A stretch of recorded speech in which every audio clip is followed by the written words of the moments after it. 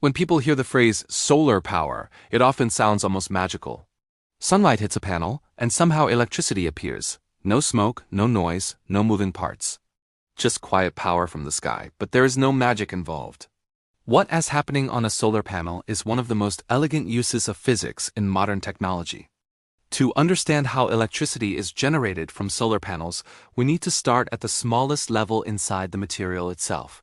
Solar panels are made up of many smaller units called solar cells, and most of these cells are made from silicon. Silicon is not a metal, and it's not an insulator either. It belongs to a special category called a semiconductor, meaning it can conduct electricity under the right conditions. Each solar cell is built with two layers of silicon. One layer has a slight positive charge and the other has a slight negative charge. This creates an internal electric field inside the cell. Think of it like a tiny slope that electrons naturally want to roll down. Now enter sunlight. Sunlight is made of tiny packets of energy called photons. When these photons hit the surface of a solar panel, they transfer their energy to the silicon atoms inside the cell. If the photon has enough energy, it knocks an electron loose from its atom. This moment is crucial. Once an electron is freed, the internal electric field inside the solar cell pushes it in a specific direction. And when electrons start moving in an organized way, that movement becomes electricity. At this point, the solar panel is generating electrical current. Specifically, it's producing something called direct current, or DC electricity. This is the same type of electricity produced by batteries. However, homes, offices, and power grids don't run on DC electricity. They use alternating current, or AC. This is where another critical component enters the system, the inverter. The inverter takes the DC electricity produced by the solar panels and converts it into AC electricity. Without this step, the electricity generated by solar panels wouldn't be usable for everyday appliances like lights, televisions, refrigerators, or computers.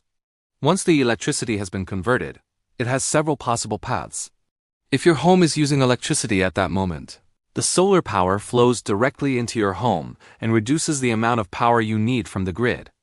If your panels are producing more electricity than you're using, the excess can be sent back to the power grid. In many places, this earns you credits through a system called net metering. Some systems also include batteries. In that case, excess electricity can be stored and used later, such as at night or during a power outage. This leads to a common misunderstanding. Solar panels do not store electricity. They only generate it. Batteries are what store energy. Solar panels are more like a pump, while batteries are like a storage tank. Another common myth is that solar panels don't work unless it's hot or sunny. In reality, solar panels work based on light, not heat. They still generate electricity on cloudy days, just at a reduced level.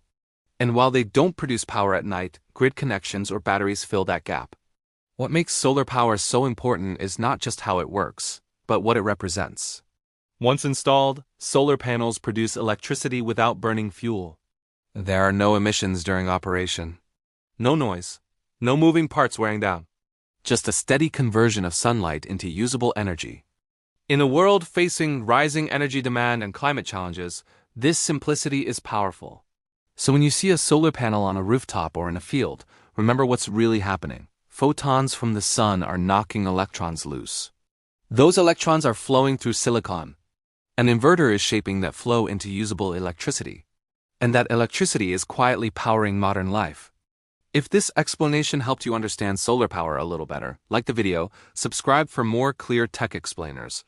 Share it with someone curious about clean energy, and comment below with what topic you'd like to see next. Thanks for watching.